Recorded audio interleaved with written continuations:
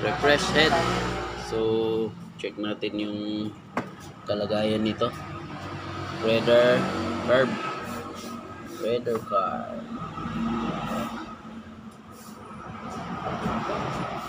So nasa top lead tayo.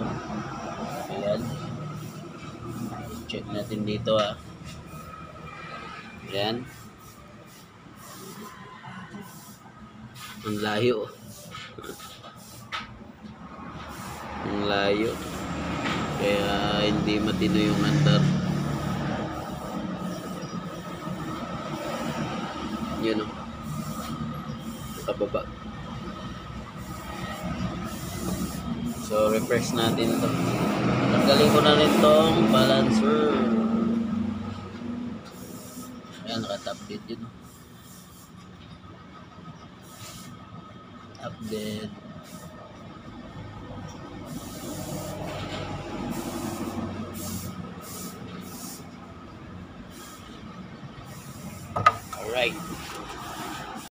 Alright, ito sabi ng may-ari, di na makahila, hindi maka-attack dahil check natin yung clearance ng valve clearance.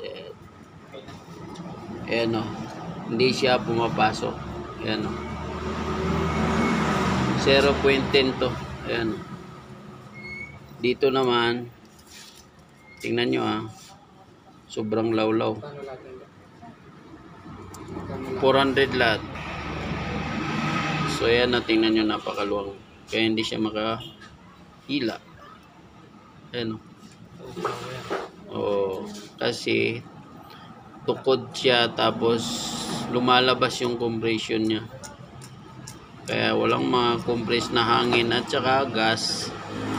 Yan dito naman hindi papasok. Ayan hindi pumapasok. Ayan babalok to. Dito sa exhaust, good siya. Ayan mga dyan, yung 20.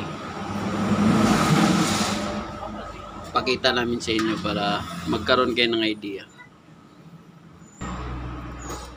So ayan check natin, 20 to. Ayan 0.20. So sabi ni hard starting sa umaga, siyempre yung compression niya mawawala, lalo na pag dito sa Baguio malamig hirap talapan na rin pag singaw yung valve. Ayan good siya, good. Ayan pasok na pasok. Sakto lang yung kapit niya, okay to, pasok to, pasado to siya. So lalo na may decompression release kaya tapos doon tukod yung isa lawlaw, talagang walang compression, sisingaw siya, mahirap panda rin hard starting na, tsaka di makatakbo yung motor, mahirap panda rin to.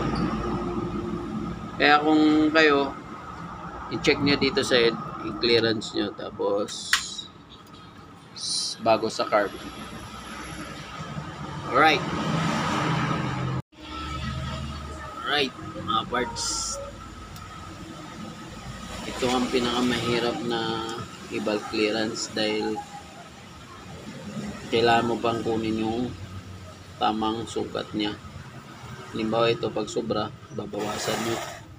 Ang gagawin, liliyain hanggat mapulpul. So para hindi magkaganito yung motor nyo, kailangan maaga yung mag-change fuel para hindi magbabawas. Tulad nito yung black cam nya. Ayan yung black cam nya, tingnan mo, tinamaan. Kita di ba? Nagkaroon ng clearance sabi ng may-ari, panda rin na lang daw kasi papasan na lang daw nito. So ayan, ito yung pinakamatuloy na motor sa larangan ng palakasan. dahil bypass siya, walang rocker arm. Cams lang ang nagpapa-angat sa barbula.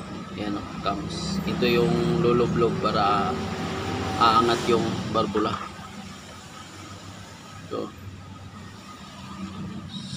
So yun lang mga parts. Mahirap ito dahil kailangan yung lihain. Hindi katulad sa may rocker, luwangan nyo lang yung bolt, okay na. Saan yung gamitan ng failer gauge, okay na. Ito, napakahirap. Kailangan yung lihain para makuha yung tamang clearance. Alright. So, yun mga parts, natapos na rin yung radar na pasyente natin. Dahil, yan, nagigising ko lang, try natin.